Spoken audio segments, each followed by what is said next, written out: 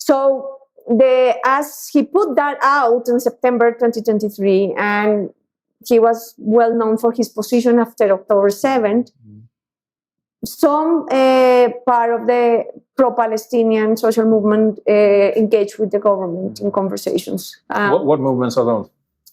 There is something called I don't remember the exact name, but it's something like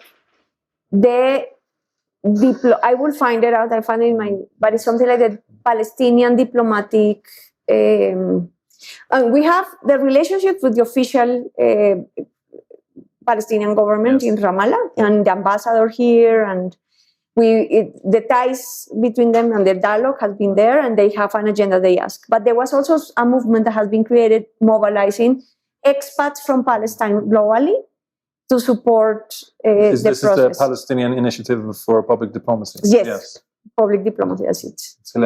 Yes. Mm. So Rula came here, she made a tour, she worked with the Congress, she came here. Actually, it was very funny because I was waiting for a taxi in front of my house, and then somebody came, an activist, and say, Susana, it's so nice to see you. We've been trying to contact you. And say, like, who are you? No, I'm with this diplomatic civil, what's the name? I forgot. Palestinian Initiative for Diplomacy. Yeah. Exactly. Oh, no, and somebody's from here. I said, let's have an appointment, have a coffee. And we have that day a coffee here close to, and then they told me everything, but it was just like that. And said, like, oh no, we have to say this to President Petro. And so, as I'm from a Palestinian origin, and I was like, please count on me, whatever I can do. And so they started telling me the first thing about the diplomatic ties, and also the issue of the call. So I communicated to the president. We were traveling. I mean, for us, the relationship is very fluid. So it's just communication. And then what are your Palestinian origins exactly? My grandfather was Palestinian. From where? From a very small place called Abu Shayden, close to Ramallah. Close to, Yes. In the West Bank. In the West Bank. Yes. And when did he move here? 1925. 1925. Yes. Wow. A long time. So why? Because it was like the transition between the Ottoman Empire and the protectorate from the British, and the British were recruiting young people for the army. Yeah. And so from his village, a lot of the young men just wanted to escape the British army and left. Oh, really? Yes. That's super interesting. Yes. He was very young, and I made that trip, to understand how. I can just imagine in 1920 something doing all of that is crazy. Do you have relatives in the West Bank? Yes. That you're in touch with? I am sort of in touch, like indirectly, but I discovered them or met them like in 2009. So you were there? I went there, yes. What was that like? It was crazy because I didn't know I had relatives. Yeah. Because my grandfather emigrated. Yes. He then married my grandmother, had my father, and he never came back to Palestine. But especially because there was, he couldn't come back anyway. Because of all the political situation, all of that. And he stayed in touch by letters with some people there. And so, I don't know, 90 years after, like in 2009, my grandfather died like in 1986. I was living in Europe, and I decided I want to visit the Middle East. So I went on a tour. And you had no trouble entering the country? Well, I have no clue what I was doing. And I was on a passing like from Jordan, from Egypt to Jordan on a boat. And then I found a Palestinian, and he said, I'm from Palestine. Oh, my grandfather was from Palestine. Did you see those lights? That's Palestine. Is that so close? Yes. I said, no, I want to go. And then I I just organized from Jordan the trip and went. And then I went to Jerusalem, and then I was trying to find, I went with the passport of my grandfather. And then I identified the village, and I wanted to understand if that village still existed. The only thing I wanted is to go to that village and see the place. But I didn't know if after so many decades the village was there still. So I crossed, and then I found a taxi driver in Ramallah who, I don't know how, he understood everything. I told him, he was with an English dictionary, and he understood that I was looking for the place of where my grandfather was born. He found this, he found everything, and he took me there. Then I was with a friend who was Jewish. This is crazy. And she said, oh, let's find your family. And like, she was getting into big trouble because everybody started noticing that she was Jewish. And when we went to this village, the taxi driver told somebody, and that somebody, oh, let's find this family. And they started knocking door by door, asking, oh, she's coming from Colombia, and her grandfather, and blah, blah, blah, in Arabic. And at the last house, because there were like 15 houses only, there was this young man that actually spoke English. And he said like, oh, I think my uncle knows something. And he took his phone and he started speaking Arabic, blah, blah, blah, blah. And he come back and he said, like, who's Carlos? Who's the name of my father? And I just trip away. I'm like, this is my father. He said, oh, my uncle knows everything. I went back to Ramallah. And then I realized that my grandfather, before immigrating, he had a wife and he had 2 young children. Oh, really? And he left, never came back, but he stayed in touch by letters. Oh, really? And then those 2 young children at that time had each one of them 8 children. And so I was visiting 16 cousins all around Ramallah. They were calling the US, they were calling the UAE, they were saying, oh, we found her, and they were telling stories about, I had pictures of my grandfather with me. They were amazed. They always knew they had a grandfather in Colombia, but they never met him. And so this was like crazy. So I spent 1 week family after family, visiting and meeting people, and they were asking why you didn't come before, and all of that. So it's like these family ties that transcend time and space and generations. It was incredible. Have you been back since then? No. But do you identify publicly in Colombia as a Palestinian? Or? Yes. And that's how you are identified? As a Palestinian descendant. Yes. So what was your role in these decisions? So it was just basically always opening the door to the social movement of Palestine and directly transmitting the message to the president. And then he is a man of principle, and he took the decisions. But it was like through me that a lot of the information came, and I was leveraging through the government and moving the agenda with the foreign affairs minister, and then the president was just taking the decisions like this. Have you received any kind of threats or pushbacks for this kind of positions? Well, more than threats, it's just like the political polarization and struggle. Like in my environmental work as a minister, somebody publicly said something like, you are not from here, you are a Palestinian. You know, when I was negotiating with some mining communities in one of the Colombian departamentos, and this leader used that as a weapon, a political weapon against me publicly and in social media. And then the right, and at that time she was a director of one of the right-wing media, but now she's a presidential candidate. She used that against me and this type of thing. And also it was very controversial, the position that we took after the 7th of October attack from Hamas. And that created a lot of political tension. But I know, personally, I don't have any threats because of that. But this, She wants to know the name. No. Of this social leader? No. It's okay. ¿De quién? De la periodista. Vicky Dávila. Vicky Davila is the journalist that is a presidential candidate, like Milei type of. Yes, yes, that's her. She's the one who said you're not from here. You're No, that was a social leader in a very small town of right. But she immediately transmitted that through. So I knew that leader was very well connected to the so right. If it's you against her in the race for president, you will hear this. Maybe yes. Okay, so before we leave Palestine, I just want to ask, or maybe Leah has questions too, but when we spoke to Helena from the Palestinian Initiative for Public Diplomacy today, she said that they have now documented a series of violations of the coal boycott decree, that there are in fact still shipments taking coal to Israel to virtually the same amount as before the decree. Okay, so they're not Drummond, not complying. Yeah. What do you know about this, and how do you? What would you say about this? No, if that's happening, I think the government has to take action. Yeah, because it's a non-compliant. Yes. That is in the Ministry of Industry and Foreign Commerce, and also in the Mining and Energy Ministry.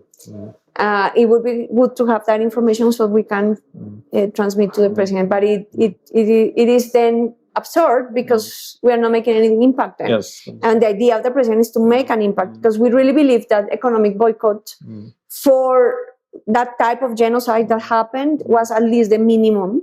Even Colombia also took a stand on the International Criminal Court, supporting the judicial case from South Africa. And so all of that is part of the pressure.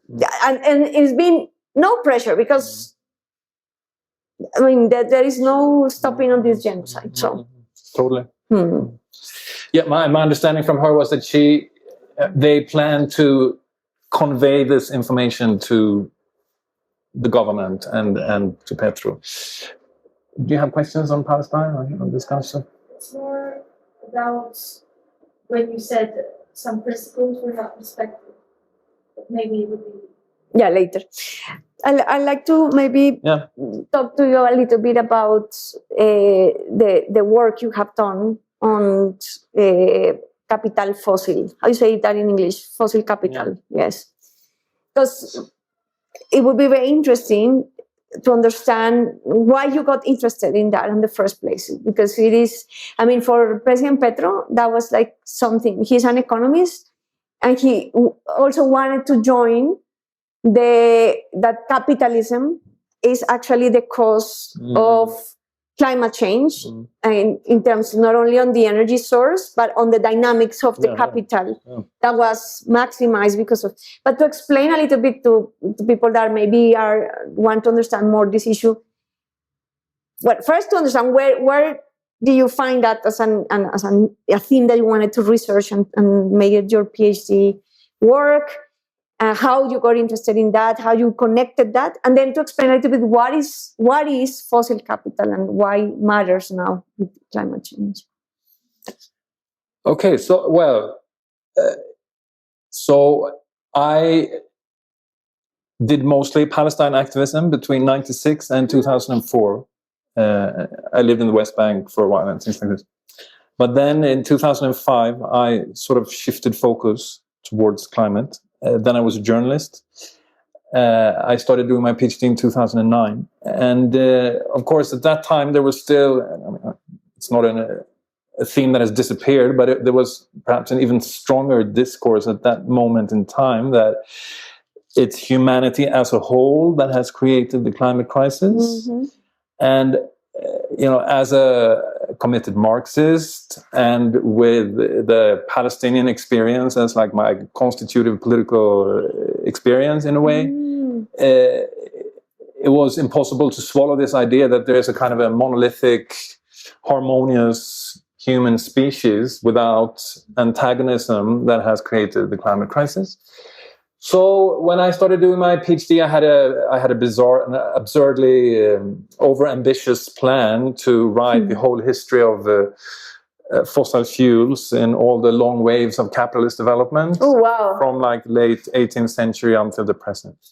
This shrunk to a study of the first wave, so like the period of the Industrial Revolution, and then it shrunk even further to a study of why capitalists in the British cotton industry shifted from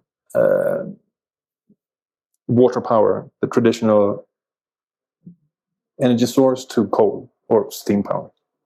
So that was the origin of this research project. And then, I tried to theorize fossil capital in this book because what I argued based on my historical research was that, in fact, it was very specific capitalist class interests that drove this transition to coal or steam power. It wasn't humanity as a whole that made this decision in some kind of species-wide referendum or something like that. Then, on the basis of this kind of empirical research, I argued that fossil capital can be defined as the process of capital accumulation based on fossil fuels. And it was a historical research project that I very much wanted to expand. So the plan was to write a sequel called Fossil Empire, about how the British Empire then globalized steam power and made the fossil economy a world-encompassing system through various forms of imperial aggression, basically. Because, of course, if this had stayed within Britain, it wouldn't have made such a big difference to climate. It was the export of this model to the rest of the world that constituted it as a planetary force. So the idea was, and I guess to some extent still is, but I don't know when if ever I will get to do this, go down into the archives again. A small part that came out of that research was published recently as a very thin book called The Destruction of Palestine is the Destruction of the Earth, which goes back to a particular moment in time in 1840 when the British Empire for the first time deployed steamboats in a major war, and that war was against Muhammad Ali, the Pasha of Egypt, who then controlled the Levant. And the big battle was at the city of Akka, the Palestinian town of Akka. That was completely pulverized by the British steamboats. This was the first moment in time that steamboats were used in this way. And it was also the moment in time when the British Empire first came up with the idea of colonizing Palestine and giving it to the Jews. So this was when they started talking about land without a people. So actually there is a historic root between the Zionist idea of creating this Jewish state, the imperial interest of Britain, and the use of fossil fuels. Okay. This is the argument in this book. And that's very interesting, because then it means that something like 100 and something years later, it creates again a pattern, a historic pattern. Yeah. This is the argument. And what is the within that line of time, in that very specific circumstance, because that's very interesting. You're using more like a Foucault type of method of research, like very.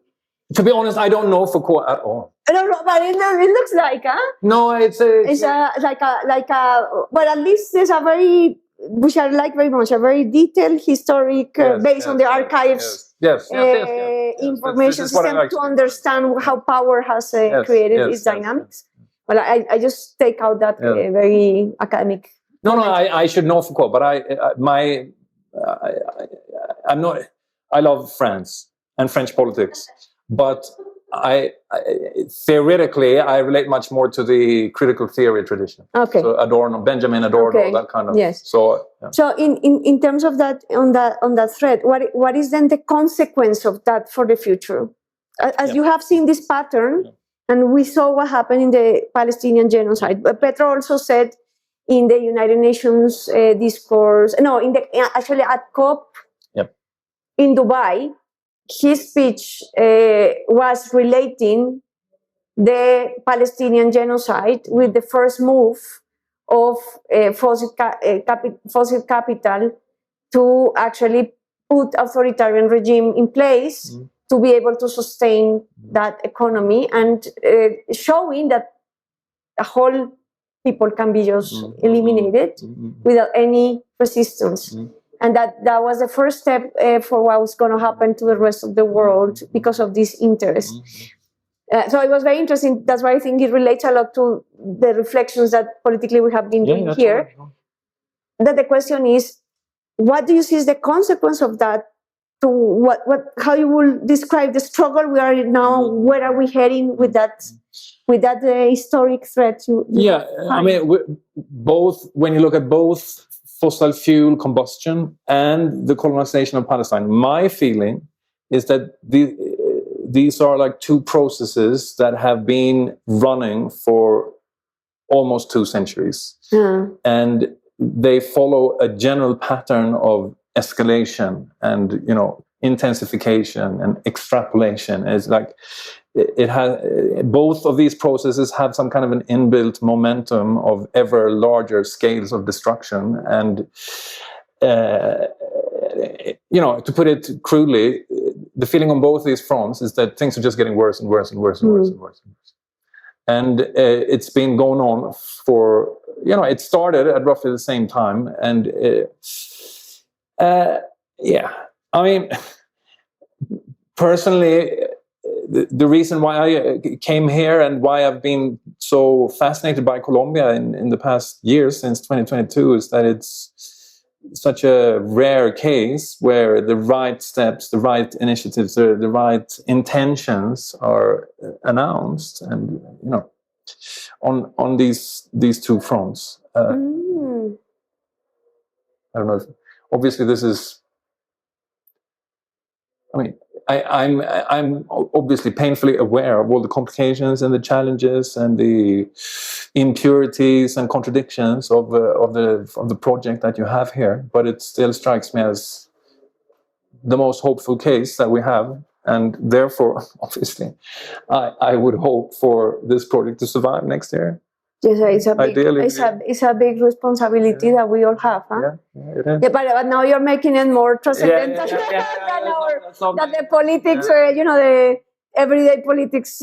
But I think it's a very good message that if these decisions on climate, on Palestine, are correlated to a situation of the political regime in the world, that the political decision of Colombia has probably influencing the world, not in terms that we will shift history because of the result of the election, but because of the hope that something can be consolidated that shows a different way, even within the contradictions. But in what way does this matter to ordinary people in Colombia? What role Colombia plays on the world stage? I mean, is that something that people take pride in, or is it something that they're indifferent to? It is a country that historically has been very provincial, very inward-looking. Yeah. I don't know if it's because of the mountain ranges, because of the history, and very conservative in international affairs, very much pledged to the United States interests.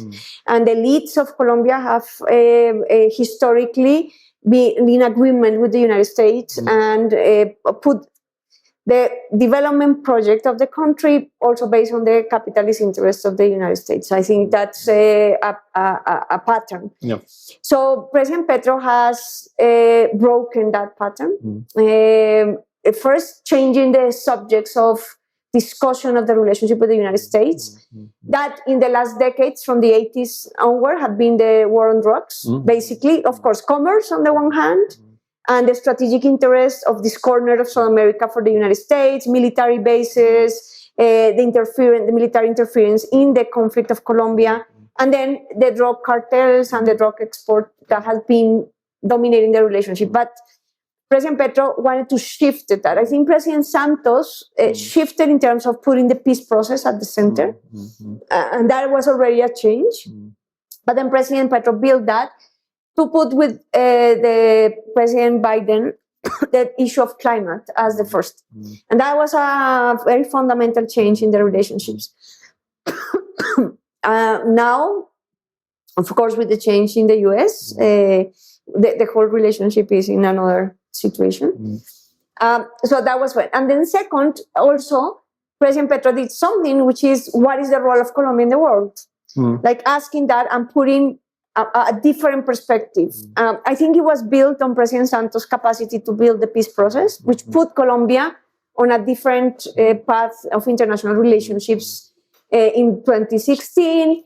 it made that actually probably the only good news of in the international arena around 2016, and that was the peace process of Colombia. And so that created a momentum. And then President Petro built on that to put Colombia on the stage around its potential. What was the potential of Colombia? Then the place we are geographically, we can look north, south, east, and west, not aligning with any specific interest, but trying to build a national interest of our own, not conditioned to the United States interest. It's not easy. It's a lot of pressure. And then second, to have what is our role in solving the climate crisis globally, which was very underestimated since we don't produce so many emissions, we don't have much responsibility, but making that shift and bringing the peace process. And I think that was all consolidated in COP16 when we said it's peace with nature. This is what can create a momentum. So Colombians have, also first President Petro's speech at the United Nations was very moving for Colombians, I think, in general, because it denounced the hypocrisy of the drug war, and also put the issue on climate and our place in the world in a different view. It matters to Colombians. It started to create a different, we were a very stigmatized country because of violence, very close country, and the drug dealing was the main characteristic of Colombia globally. So shifting that is meaningful for Colombian people. Now seeing so many foreign tourists coming to the country, the peace process allowed people to visit places we couldn't visit before. They started to be self-conscious of the cultural diversity and its potential. And also even the peace process. I think that in that way, in tourism and international tourism has played a positive role, like putting the effort of peace as part of their international tourism routes, the beauties of the country from the biodiversity and the cultural diversity. It started to create a sense of pride. And I think that was magnified with having COP16 here. It was very meaningful, and it created, I think it was a global impact, but it was a very strong local impact. People felt recognized by the world for what we are and for what violence have not allowed to show before. And that was, I think, transcendental.